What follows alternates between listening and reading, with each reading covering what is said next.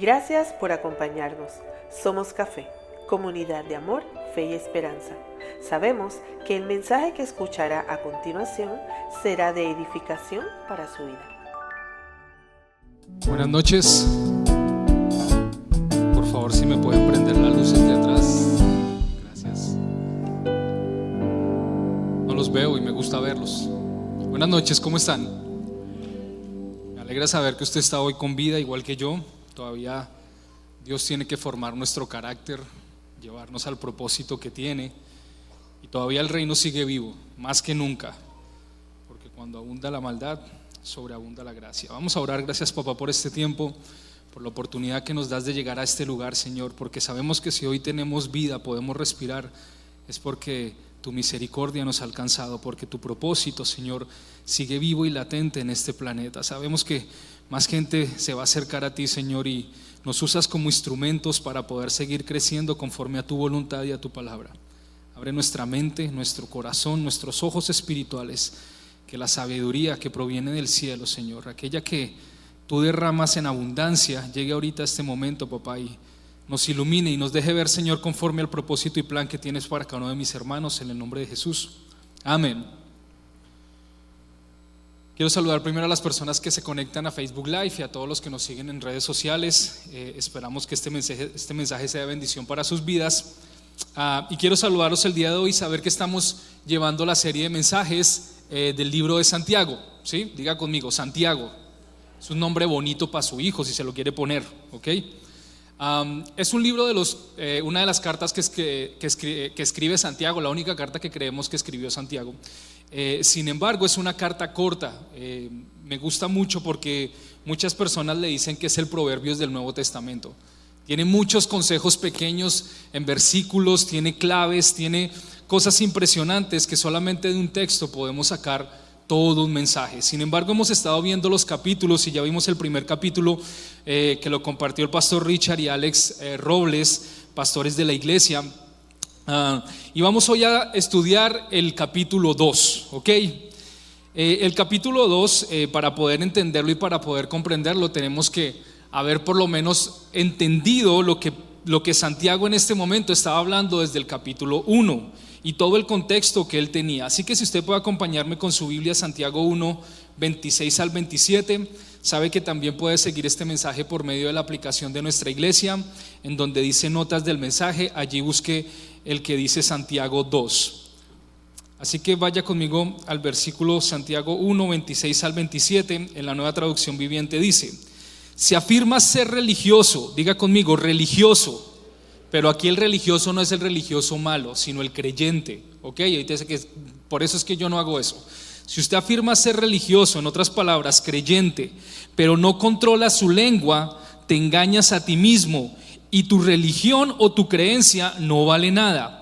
La creencia o la religión pura y verdadera a los ojos de Dios Padre consiste en ocuparse de los huérfanos y de las viudas en sus aflicciones y no dejar que el mundo te corrompa. Y ven a Santiago, finalizando el capítulo 1, cómo afirma que si no eres capaz de controlar tu lengua, no diga que eres creyente. Si a ti te cuesta y si eres chismoso, no le digas a nadie que tú eres cristiano. Es mejor que no nos hagas mala fama porque nos haces el trabajo un poquito más difícil. Y lo que Santiago está escribiendo, y ustedes han visto lo que el pastor nos recordaba, que Santiago le estaba escribiendo. ¿A quién le estaba escribiendo esta carta? A los que estaban dispersos y perseguidos por su creencia. De una u otra forma le está hablando a personas que creen y confían en el evangelio. Así que todo va dirigido a nosotros, nada va dirigido hacia afuera. Nada, no es evangelístico, es una carta que busca que formemos nuestro carácter a partir de lo que el evangelio nos ha enseñado desde que Jesús les mostró la verdad hasta en el momento en que se escribió. Así que había chisme, claro que había chisme. Había problemas, claro que había problemas.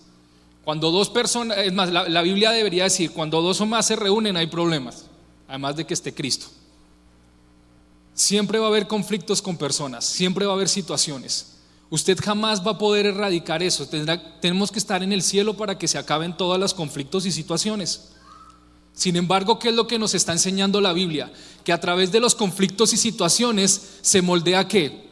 Nuestro carácter. Usted quiere madurar, usted quiere crecer en la fe. Bienvenido al mundo de los problemas. Si no quieres tener problemas, vete a una isla solo, aparte, donde no haya nadie, y tendrás problemas contigo mismo. Estoy deprimido, estoy aburrido, no sé qué hacer.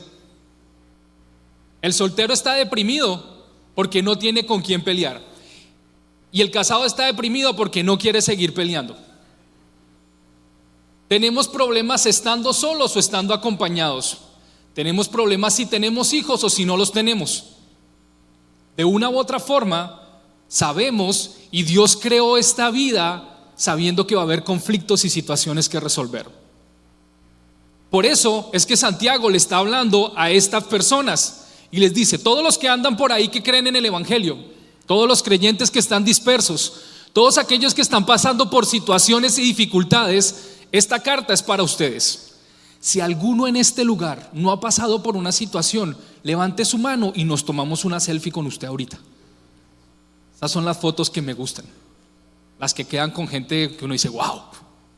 Todos hemos pasado por problemas y situaciones, y créame que no es el último que va a pasar. Si usted sigue con vida, va a seguir pasando por situaciones. El capítulo 1 está hablando de la necesidad que tenemos de apoyar y ayudar a aquellas personas que están en una necesidad mayor. Usted vio que especificó al final Santiago. ¿Qué fue lo que dijo? Que nuestra labor es ocuparnos de ¿qué? De los huérfanos y de las viudas. Una de las situaciones más difíciles en la vida de cualquier persona es la muerte de un ser querido. Si no, pregúntele a alguien que haya pasado por eso, o si usted pasó por eso, sabe que cuando hay personas que están cercanas a usted, y vea lo que él menciona: huérfanos y viudas, esposo o esposa o padres, que están pasando por una situación difícil, además de las que ya tienen, es de lo que él está diciendo. En eso tenemos que ocuparnos. También ellos tienen necesidad, porque aunque la necesidad todos la vamos a tener en todo momento, en cualquier circunstancia de la vida, hay unas que son un poquito más complicadas. Hay unas que necesitan atención especial, y a usted no se le puede olvidar que en medio de nosotros y en medio de sus hermanos siempre va a haber gente que esté pasando por ese tipo de situaciones. Lo que Santiago está tratando de explicar es que se tenga y se mantenga el gozo y la fe en medio de las pruebas, que mantengan un buen testimonio, que sean hacedores de la palabra y culminen enseñándola. Aunque ustedes mismos estén en necesidad, hay un grupo en medio de ustedes que está en mayor necesidad, porque su necesidad se suma a que son huérfanos y viudas. A estos tenemos que ayudarles, porque si no, nuestra devoción sería en vano. Si no, nuestra creencia sería en vano. Hace poco yo hablé de un mensaje donde hablaba de los conflictos que se mantienen entre las parejas o en su familia o con las personas que usted conoce, y mencionaba algunas cosas que a veces nosotros volvemos una tormenta en un vaso con agua. Es que peleé, es que cuando llego no recoge la ropa interior del baño, es que siempre deja los platos sucios ahí y me quiero divorciar por eso. Es que él ya no era como antes. Pues bienvenido al mundo, nadie es como antes. Es que estoy cansada, estoy cansado, ya no quiero, cada vez que llego solo tengo que hacer y además de que trabajo. Hey, bienvenido al mundo. Y hacemos una tormenta en un vaso con agua y se nos olvida que al salir del molde, allí también hay gente que sufre mayor necesidad. Y sabe que son hermanos de nosotros, hermanos en la fe, gente creyente, gente que también cree en el mismo Dios que usted y yo.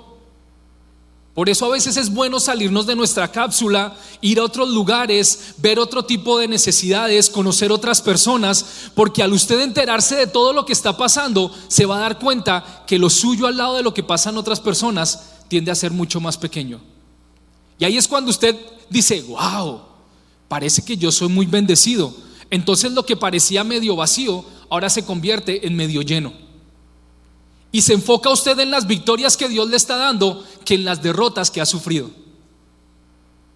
Y su actitud cambia y su gozo cambia. Hay personas que oraban y oraban por tener un hijo, que tal vez lo anhelaban con todo su corazón. Dios se lo regaló y obviamente con su pareja va a empezar a tener conflictos, pero esos conflictos tapan las victorias anteriores en donde Dios se glorificó en tu vida. O tal vez se te olvidaba que un día dijiste: Señor, me gustaría poder alcanzar esto, poder alcanzar aquello, tener la casa que sueño, tener el carro que sueño, tener el trabajo que necesito para estar estable con mi familia, poder llegar a un lugar en el que me ayuden a crecer, que mi hijo cambie de actitud. Eso pasa y el siguiente problema te hace olvidar que un momento dado hubo necesidad y te enfocas más en la derrota que en la victoria. ¿Y qué es lo que quiere Santiago mostrarnos? Decirte: hey, va a haber situaciones y problemas, pero siempre va a haber alguien peor que tú. Eso no te tiene que alegrar. Lo que te tiene que motivar es a querer ayudar a esas personas, a que lo que tú has vivido, en vez de que se vuelva en algo que te hunda, te ayude a que otros sean formados. Y lo que el enemigo quería usar para maldición, ahora tú lo estás convirtiendo en bendición. Es algo que tenemos que aprender a hacer. Muchas personas siempre están pensando que su situación es la más difícil y que Dios te está castigando. ¿Cómo si yo voy a la iglesia? ¿Cómo si yo diezmo? ¿Cómo si yo voy al grupo café? ¿Cómo si yo soy fiel? Pues sí, es que la Biblia nunca fue un conglomerado de bendiciones que llegaban cuando aceptabas a Cristo. La Biblia simplemente lo que te está diciendo es cómo enfrentar esas situaciones que todos van a vivir y cómo sacarle provecho para lo que parecía maldición se convierta en bendición.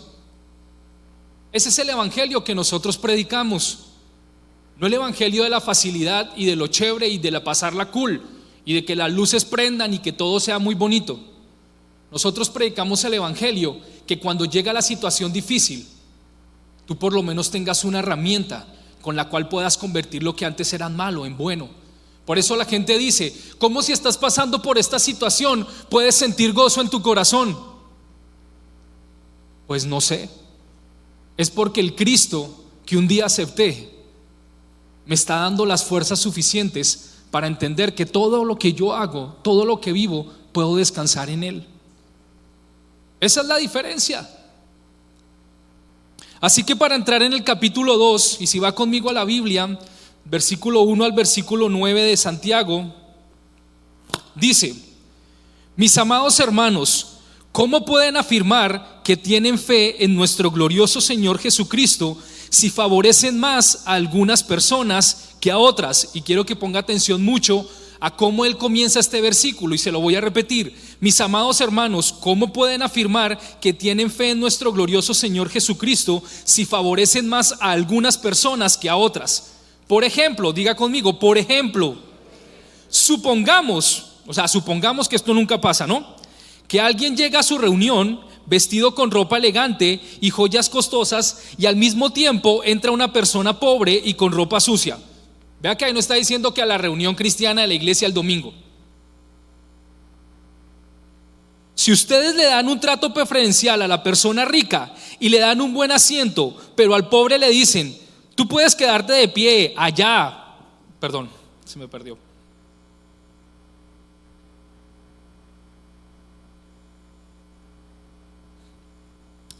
Si ustedes le dan un trato preferencial a la persona rica y le dan un buen asiento, pero al pobre le dicen: tú puedes quedarte de pie allá o bien sentarte en el piso, ¿acaso esta discriminación no demuestra que sus juicios son guiados por malas intenciones?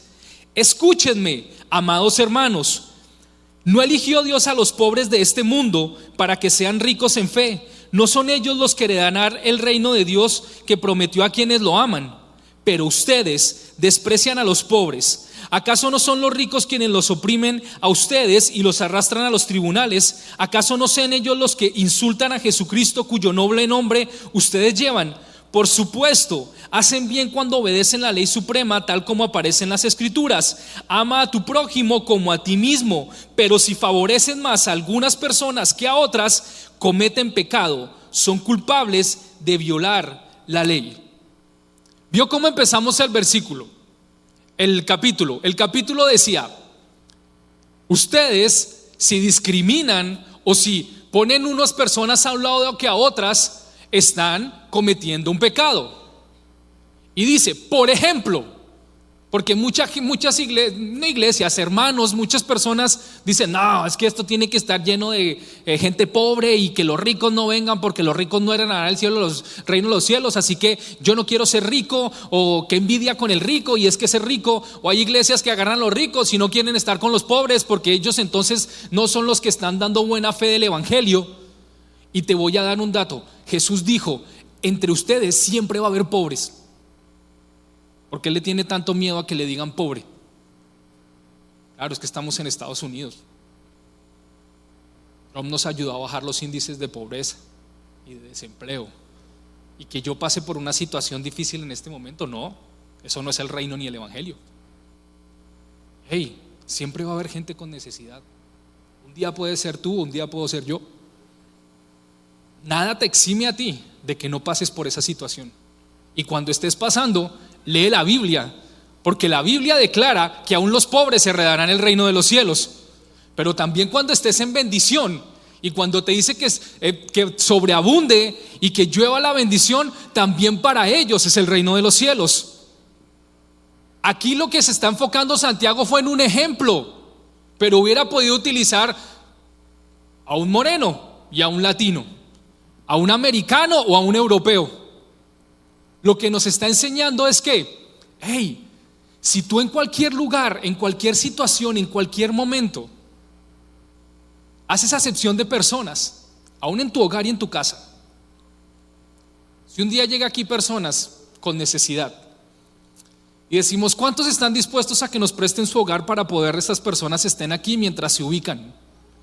Y aquí está obviamente el que tiene corbata, y aquí está el que no tiene corbata y tiene tatuajes. Y yo les digo: escojan uno para que se lleven a su casa.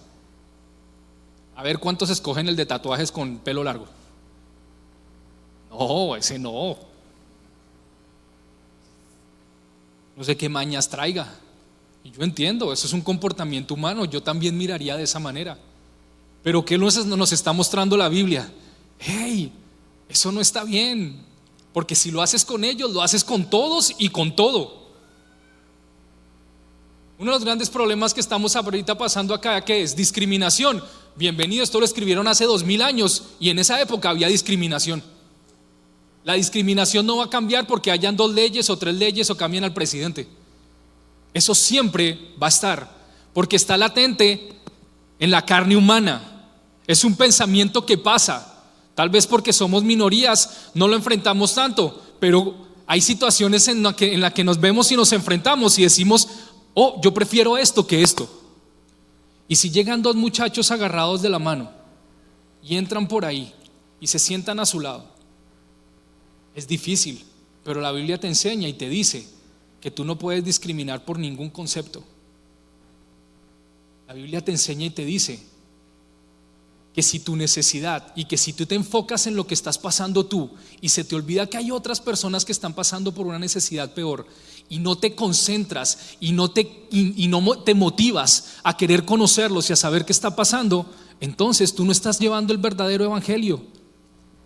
El evangelio es invertir en otras personas sin mirar quién, cómo, para quién.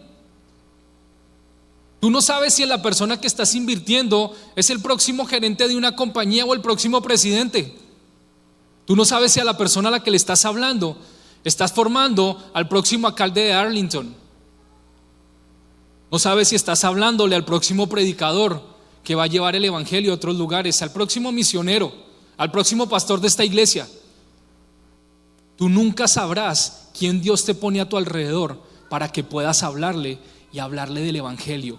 Y que se te olvide tu necesidad, porque cuando estamos enfocados en nuestra necesidad es difícil predicarle a alguien.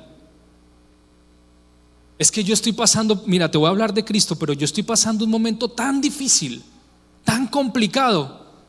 La otra persona va a decir: wow, ¿y entonces de qué me va a hablar? O sea, ¿cuál es ese Dios del que tú me vas a hablar si tú no lo vives? Siempre digo que hay personas que cuando vienen a venderme algo, esto de piramidal, multiniveles y toda esta cosa, ¿no? Y me muestran un folleto con un Ferrari y una mansión, y mira, si tú se lo vendes a 15 personas y haces una red de no sé qué, ¡tum!, te va a llegar y vas a volverte millonario. Y digo, bueno, vamos a tu casa, ¿sí? Si estás viviendo en esa casa, te creo. Es el mismo evangelio que nosotros predicamos. El evangelio, ¿qué es lo que tú estás comercializando del evangelio? ¿Qué es lo que estás vendiendo del evangelio? Si estás poniendo un evangelio que dice no va a haber problemas, no va a haber necesidades, y cuando miran tu vida y tienes problemas y necesidades, nadie quiere consumir eso. El mundo ya no era como antes, que vivían de puerta y no sabían qué pasaba, no había educación, no había nada. Hoy en día todo es información. Por eso cuando dicen es que ahora predicar el evangelio es más difícil, claro que es más difícil. Ahora la gente se informa, ahora la gente sabe qué está pasando. Ahora la gente sabe hacia dónde va el mundo. Ahora la gente sabe cuántas cosas han sucedido. Ahora la gente sabe quién cayó, quién pecó y quién hizo algo malo. Ahora la gente te echa en cara y dice, pero es que yo vi a tal pastor. Pero es que yo vi esto en YouTube.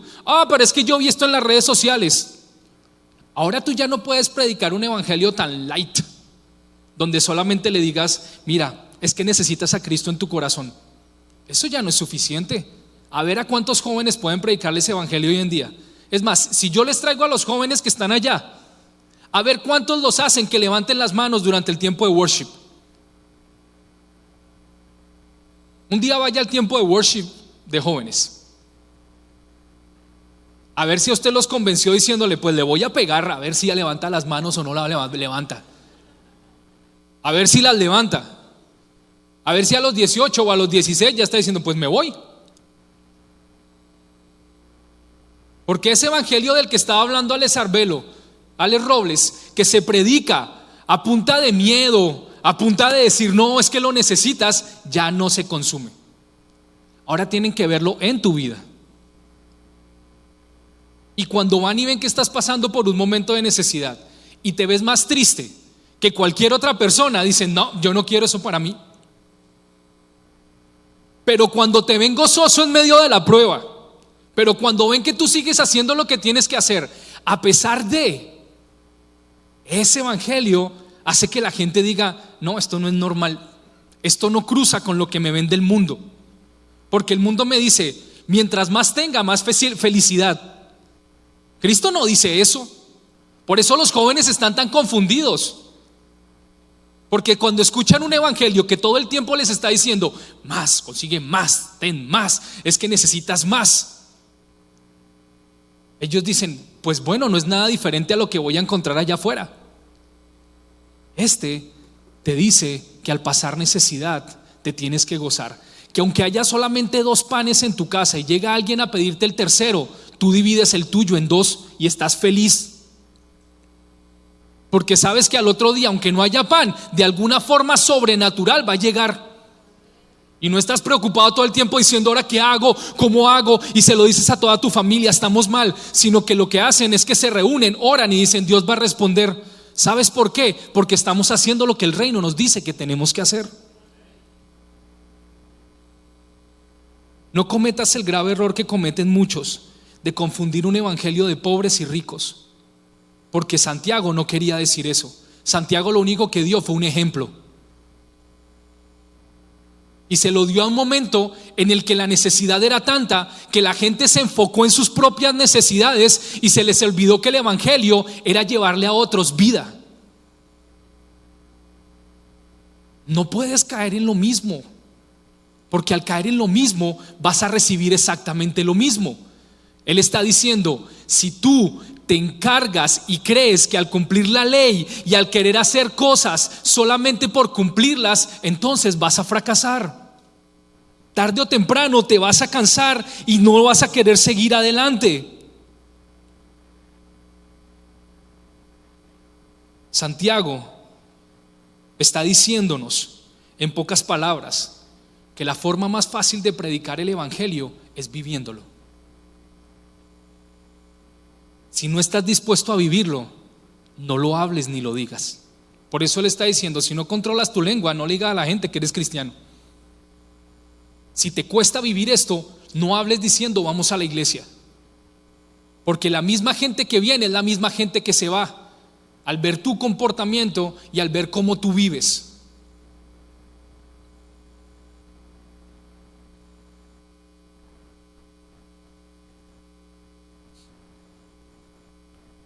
No es la primera vez que la Biblia habla de consecuencias para aquel que toma una actitud de menosprecio hacia su prójimo.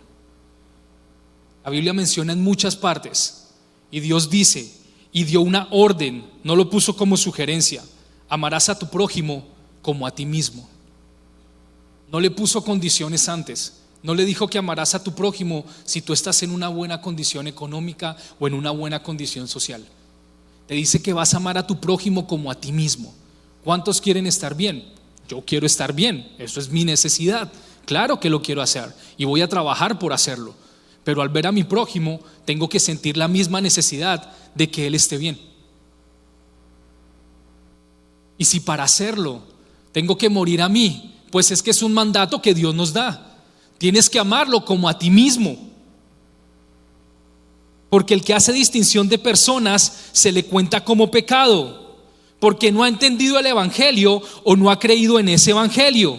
Porque el que entiende y cree el evangelio sabe y tiene la certeza de que Cristo murió por todos nosotros.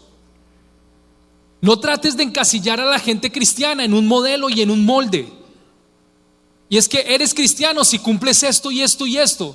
No, el evangelio que Cristo vino a regalarnos y a darnos, que fue por gracia, fue aquel en el que Él mismo se entregó para morir por todos nosotros. Murió por el rico y murió por el pobre. Murió por el culto y por el inculto. Murió por el latino, el gringo, el europeo, el asiático, el africano. Por el que te cae mal y por el que te cae muy bien. Por el que asesina y por el que cuida a los enfermos. Él murió por la prostituta y por la mujer virtuosa. Por el hombre con carácter y el que decidió quitarse la vida. Murió por el homosexual, el transexual. Murió por mis pecados y por los de toda mi familia. La gracia de Cristo no tiene excepción de personas. La gracia de Cristo no divide entre estos me caen bien y estos me caen mal. La gracia de Cristo le habla a todos y al que sea como sea. La gracia de Cristo te cubrió a ti un día cuando alguien de pronto te rechazó. Tú no eras de los favoritos del mundo, créeme. Yo no era de los favoritos del mundo. Yo no fui la estrella que nació para ser estrella. Tú tampoco. Pero la gracia te alcanzó a ti. La gracia te cubrió de tal manera que cuando estés frente a Cristo vas a poder entrar al cielo.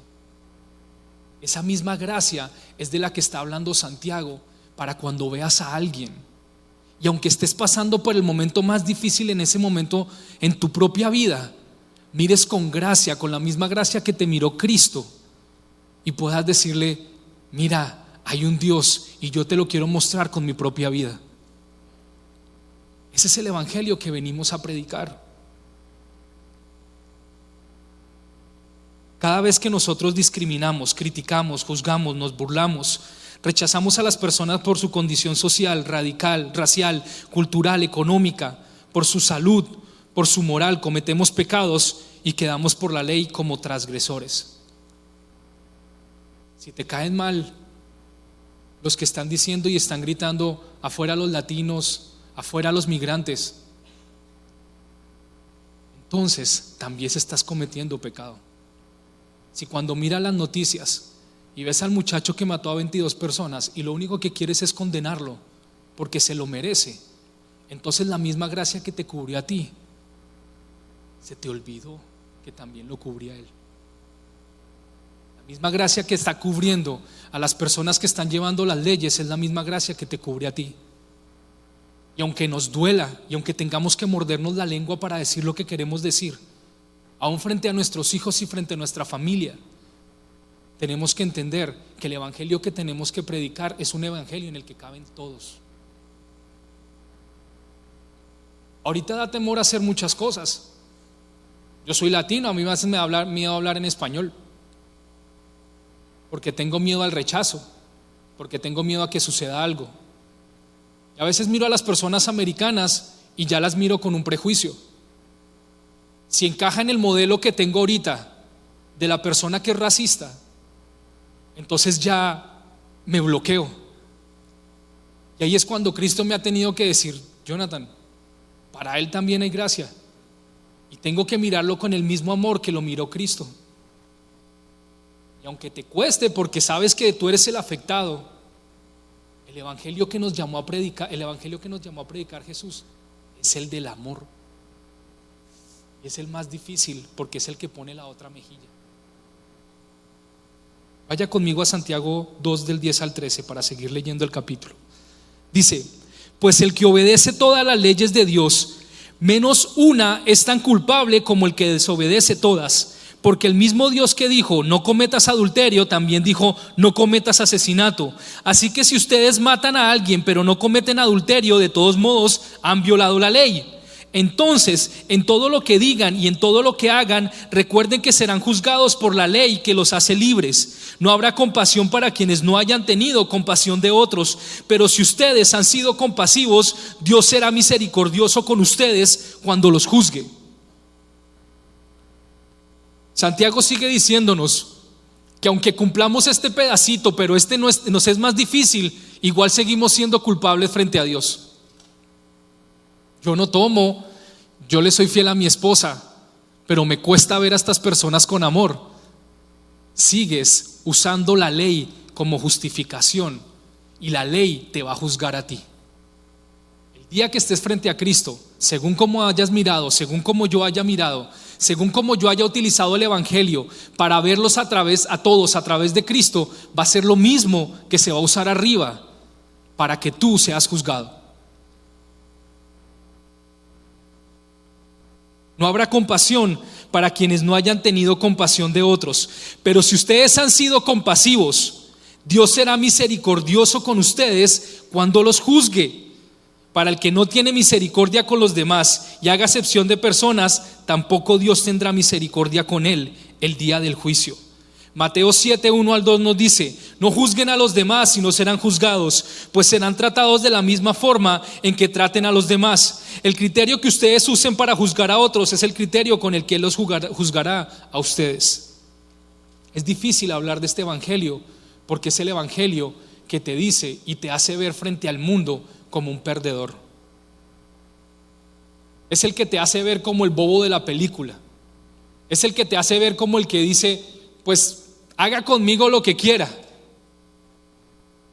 Es el evangelio que te dice: hey, ahora están aprobando una ley para que todos puedan traer armas a las iglesias y a las escuelas.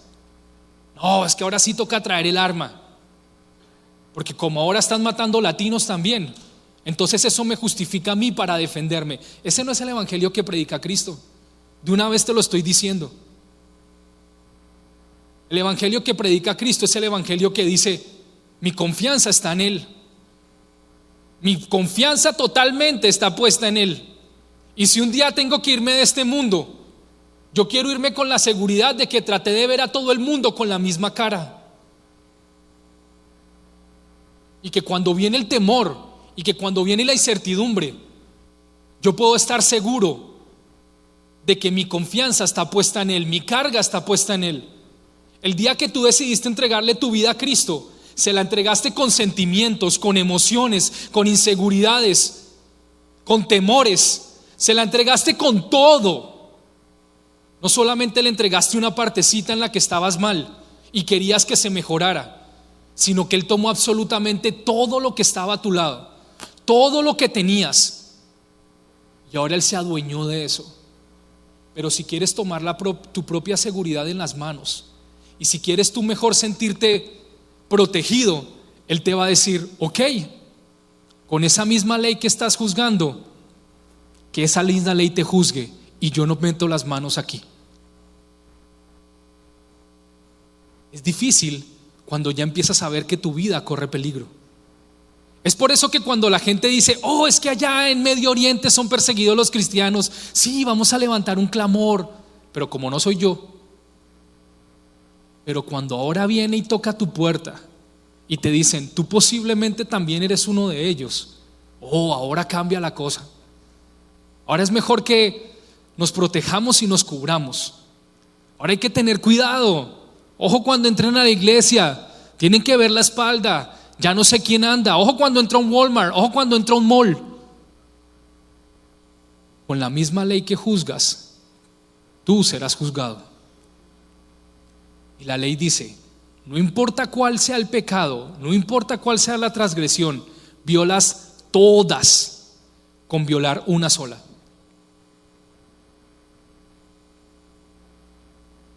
Santiago sigue diciendo en el capítulo 2, versículos 14 al 21. Amados hermanos, ¿de qué le sirve a uno decir que tiene fe si no lo demuestra con sus acciones? ¿Puede esta clase de fe salvar a alguien? Supóngase que vea un hermano o una hermana, vea lo que está diciendo, supóngase que vea un qué, un hermano o una hermana que no tiene que comer ni con qué vestirse, y uno de ustedes le dice, adiós, que tengas un buen día, abrígate mucho y aliméntate bien, pero no le da ni alimento ni ropa. ¿Para qué le sirve? Como pueden ver, la fe por sí sola no es suficiente, a menos que produzca buenas acciones. Está muerta y es inútil. Ahora bien, alguien podría argumentar, algunas personas tienen fe, otras buenas acciones, pero yo les digo, ¿cómo me mostrarás tu fe si no haces buenas acciones? Yo les mostraré mi fe con mis buenas acciones. Tú dices tener fe porque crees que hay un solo Dios. Bien hecho, aún los demonios lo creen y tiemblan aterrorizados.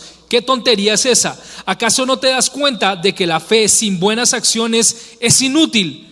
¿No recuerdas que nuestro antepasado Abraham fue declarado justo ante Dios por sus acciones cuando ofreció a su hijo Isaac sobre el altar? Aquí usted va a ver uno de los grandes debates cristianos. La fe con obras o la fe sin obras. Soy salvo por fe, soy salvo por obras. Pero venimos hablando de eso. Santiago sigue haciendo el recorderis y dice, hey, si tú aún sabiendo que lo que tienes que cumplir es lo que yo te estoy diciendo, tienen que verse a través de tus acciones. Si no se ve a través de tus acciones, la fe entonces no está ahí. Hay gente que dice que para ser salvo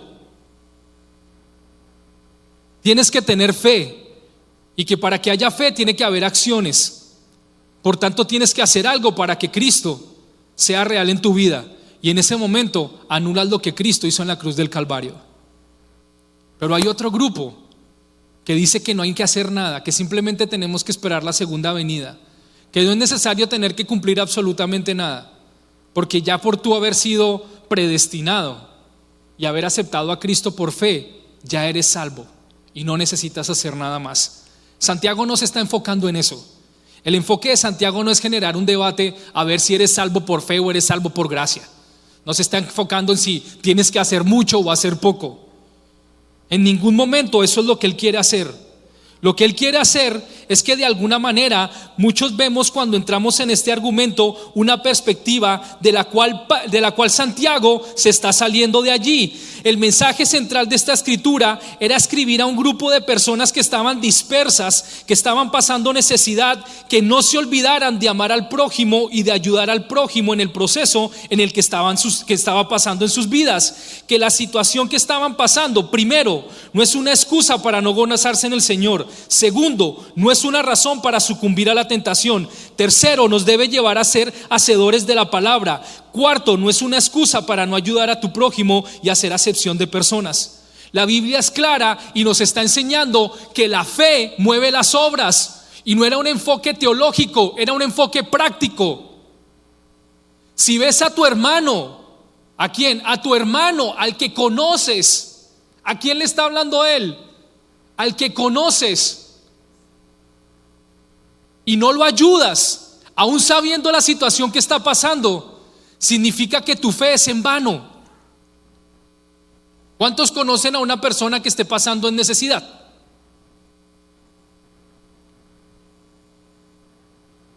Si no la conoces, no sé en qué barrio estás viviendo. Siempre va a haber alguien que tenga necesidad a tu lado. Siempre. Así sea pequeña. No tiene que ser la necesidad, el cáncer. Siempre va a haber gente que está en una necesidad diferente a la tuya.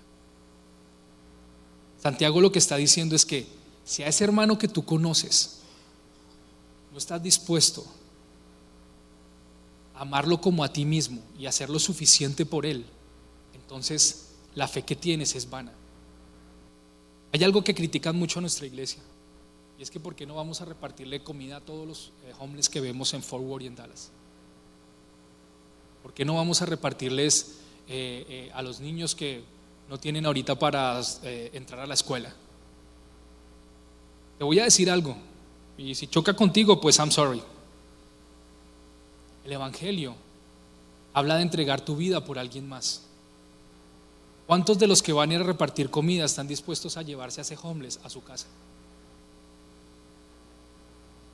Si estás dispuesto a hacerlo, yo te motivo a que lo hagas, y entonces empieces a ser discípulos para transformar la vida de esa persona. ¿Ves que un plato de comida se la va a transformar? ¿De verdad piensas que él nunca ha probado un plato de comida mejor que el que tú le estás dando? ¿De verdad piensas que lo que él necesita es comida? Eso te hizo sentir bien a ti, a él no. A él lo único que sentir es que hay alguien que tiene más que él. Pero cuando yo voy y además de darle ese plato de comida, digo, voy a invertir en tu vida, ¿por qué no nos vemos aquí todos los lunes y todos los martes? Y vamos a estudiar la Biblia. Por eso es que es tan difícil encontrar gente que quiera decir, y vamos a un grupo café. Gloria a Dios si una de esas personas decide ir a un grupo café, o si un grupo café decide ir allá todos los tiempos hasta que una de esas vidas sea transformada totalmente. Por eso él está diciendo, si tu hermano o tu hermana, no está diciendo si el que pasa por ahí, si el que tú no tienes ni idea quién es y no cubre su necesidad, entonces eres un pecador. Iglesia de pecadores, no predican el evangelio, no van de golpeando de puerta en puerta y diciendo a ver quién necesita algo. Él está diciendo, si tu hermano o tu hermana, el que tú conoces, el que tú sabes que está pasando por una situación difícil y aún sabiéndolo, aún conociéndolo, no haces nada por él, entonces allí no estás cumpliendo la ley que te estoy diciendo que tienes que cumplir. Y cuando chocamos con eso, porque el evangelio de ir a repartir comida es fácil, ese es fácil, es un sábado en la mañana cada mes. Pero el evangelio que te dice, ve y tráelo, invierte en él, háblale, que vea que lo amas, que vea que lo amas igual que te amas a ti mismo, porque tú quieres estar en una cama en la noche tapadito con el aire acondicionado. Eso es cool, está bien, pero si lo quieres hacer por alguien más, entonces tienes que conocerlo y querer invertir tu vida en él. ¿Por qué cree que hacemos los grupos café? Anhelaríamos con todo nuestro corazón que hubiera algo en el que pudiéramos meter a muchas más personas, pero el evangelio es uno a uno. El evangelio no es un flyer que se bota desde un avión por todo el Amazonas y entonces así se transforman las vidas de las personas. Ese no es el evangelio que predicó Cristo. El evangelio que predicó Cristo para que llegara a América pasaron más de 1000 años.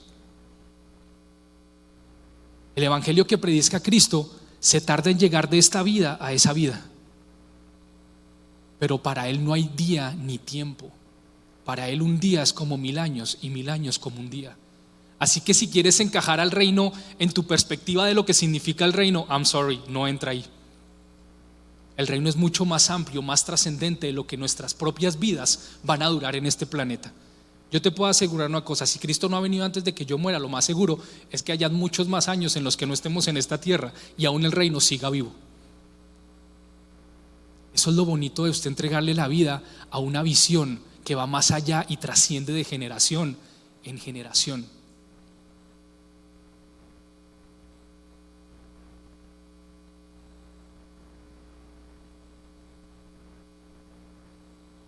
Cuando te das cuenta del evangelio y cuando crees en este evangelio, sabes que eres salvo porque Cristo te hizo salvo.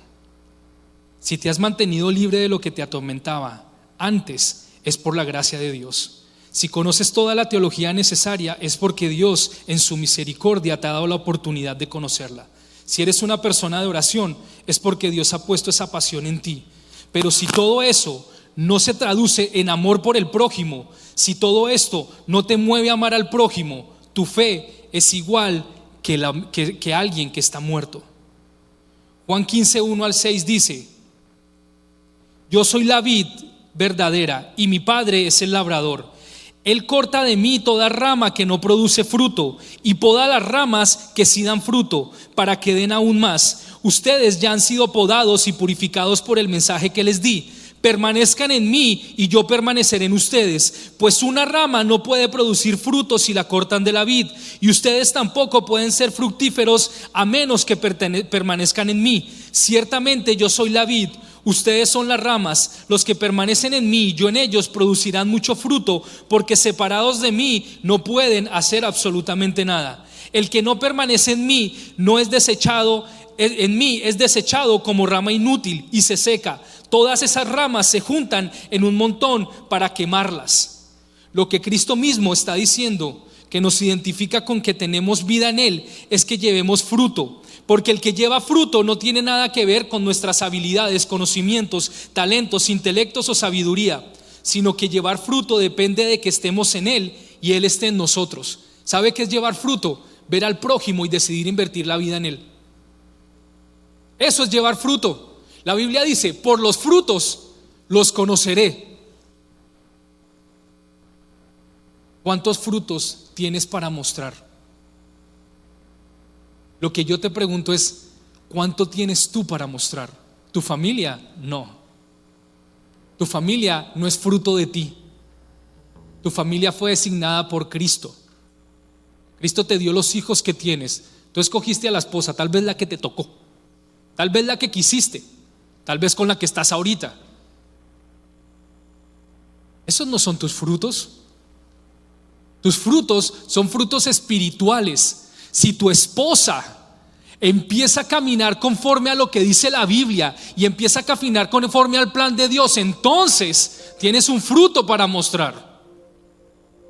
Si tus hijos empiezan a caminar conforme al plan y propósito que Dios tiene para sus vidas, entonces ese es un fruto que tú tienes para dar. Si el grupo en el que estás, hay una persona en la que estás invirtiendo y esa persona empieza a dar fruto, entonces es un fruto espiritual que tú tienes para mostrar. Los frutos se procesan. Yo no he visto salir una manzana de un día para otro. Empiezan poco a poco, y para cuando se ve agradable es porque pasó tiempo y un proceso. Los frutos no son inmediatos y momentáneos. Los frutos no es ir a repartir cosas. Los frutos no se hacen en un sábado en la mañana. Los frutos se tratan de invertir tu vida en alguien más. Los frutos es una carta abierta que tú tienes de tu vida para que otros decidan escribir en ella. Cuando quieres buscar frutos, los frutos son aquellos que duelen. Los frutos siempre traen problemas. Los frutos nunca vas a saber cuándo maduran o cuándo no. Hay unos que maduran más rápido que otros. Hay unos que se ven más rápido que otros. Pero no por eso el árbol deja de mandarle vida al fruto. Puede que todos los hayan recogido y todavía queda uno verde, pero el árbol no lo desecha. El árbol sigue dándole vida. Santiago te está enseñando y te está diciendo: si es fácil juzgar para ti, si es fácil señalar para ti, si es fácil mandar una gente para acá y otra para allá, si es fácil para ti ver a la gente con indiferencia, entonces tú no estás amando y estás cumpliendo los mandatos que Cristo te pidió que cumplieras. Lo que te está diciendo es: cuando tú ves la gratificación que hay al ver un fruto espiritual, es mucho más grande que ver el nacimiento de tu hijo. Tú no sabes la emoción de los que de pronto han visto a una persona aquí que la conocieron antes de que aceptara a Cristo y la ven bautizarse, y después de verla bautizada ven que entra a un grupo café Y después de que ven que entran a un grupo café, ahora ven que él tiene su propio grupo café. Y no hay nada más bonito que ver cómo un matrimonio que estaba destinado a la separación, ahora gracias a que Cristo vive en ti y tú fuiste y decidiste invertir vida en ese matrimonio, ahora han decidido cambiar sus planes y han decidido rescatar lo que antes era muerto y convertirlo en vida. Esa gratificación no te la quita nadie.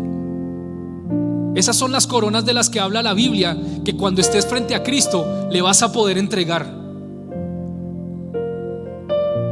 Porque un día, créame, tanto usted como yo vamos a estar frente a Él. A mí me quedan como unos 40 años nomás. Creo que a algunos aquí les quedan menos. Pero vivimos como si no nos acordáramos de eso. ¿Usted cree que las personas que entraron a Walmart pensaron que ese día iban a estar frente a Cristo? ¿Usted pensaron que cualquiera de los que ha tenido que pasar el día de hoy una situación en la que un pariente murió, pensaron que iban a estar frente a Cristo? Créame que muchos no, la mayoría no. Lo que yo le estoy diciendo es, si usted no ha decidido invertir su vida en alguien más, espiritualmente hablando, si usted no ha decidido ser un libro abierto, usted tiene una oportunidad. Vaya a un grupo café, diga: yo quiero que alguien invierta en mí para que después pueda yo invertir en alguien más. No sé cómo se hace. Sí, no sabes cómo se hace, es difícil. Por eso es que hay que generar programas. Por eso es que tenemos que tener procesos, para que cuando tú te envuelvas e inviertas haya fruto. Y ese fruto tú lo vas a poder latir, lo vas a sentir. Y ese fruto te va a llevar a declarar cosas que tú jamás vas a poderle mostrar a la gente, sino solo cuando traes el fruto delante de ti. Por tus frutos te van a conocer. Eso es lo que tenemos que enseñarle a nuestra siguiente generación. Por los frutos que ellos den, es que Dios va a ser real en sus vidas. Cierra tus ojos allí donde estás.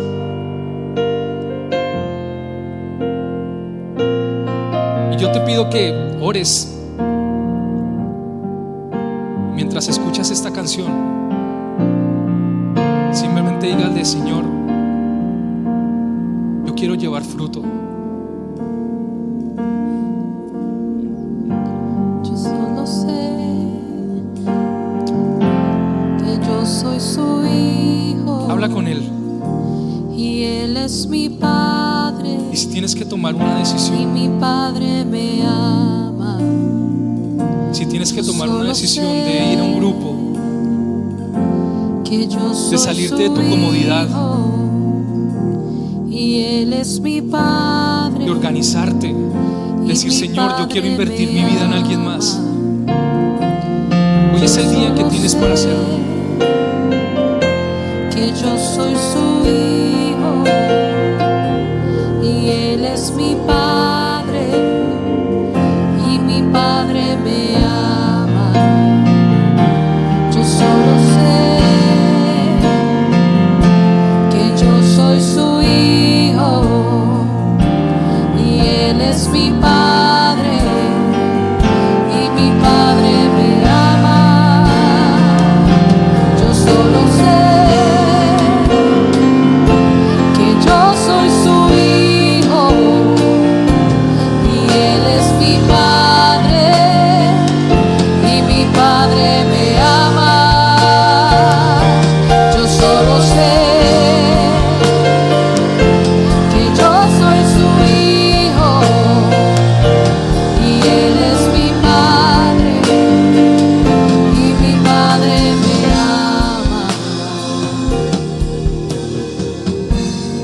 Espíritu Santo, te pido que en este lugar, si hay alguna persona que necesita aceptar a Cristo como Jesús y Salvador y dice: yo quiero llevar fruto, yo quiero conocer a ese Señor, a ese Cristo que puede estar en los momentos más difíciles de mi vida, yo te pido que hagas esta oración conmigo. Papá, no te conozco, pero quiero aprender a conocerte. Quiero entregarte mi vida y mi corazón. Quiero un día, cuando esté frente a ti, poder entrar al paraíso, poder entrar al cielo, estar seguro que a pesar de las situaciones difíciles, tú vas a estar conmigo. Quiero entregarte mi vida y mi corazón. Y si tú hiciste esta oración de fe, levanta tu mano allí donde estás. Queremos conocerte. Y si todos somos de casa, yo solamente quiero dejarte con esto. El evangelio que predicamos nosotros, el evangelio que vino a darnos Cristo, es un evangelio de amor. Es un evangelio que ama a pesar del dolor. Es un evangelio que enseña a poner la otra mejilla. Es un evangelio que te enseña a dejar tu seguridad y ponerla en Él. Y es el evangelio que necesita escuchar esta nueva generación. Es el evangelio que vive para declarar que no hay nada mejor que ser cristianos. Dios los bendiga. Gracias por escucharnos. Si Dios le ha hablado a través de esta palabra y siente en su corazón aceptar a Jesús como Señor y Salvador, repita esta oración conmigo. Señor Jesús, me arrepiento de mis pecados. Quiero que tú seas mi Salvador y el centro de mi vida. Enséñame a vivir conforme a tus mandamientos. Escribe mi nombre en el libro de la vida y quiero iniciar una relación real contigo. Amén. Si usted ha repetido esta oración, lo felicito. Ha tomado la mejor decisión de su vida y ahora usted y yo podemos llamarnos hijos de Dios. Esto es solo el comienzo. Si vive cerca de nuestra comunidad en Arlington, Texas, lo invitamos para que asista a nuestra iglesia y nos conozca. Si no es así, busque la iglesia más cercana a su casa y cuénteles la decisión que ha tomado. Comparta este video para que otras personas puedan recibir el mensaje. Y síganos en nuestras redes sociales, @oficialiglecafé, en Facebook, Twitter, Instagram y suscríbase a nuestro canal de YouTube. Gracias por estar con nosotros y recuerde que nuestra visión es: hacemos discípulos para hacer la diferencia. Dios lo bendiga.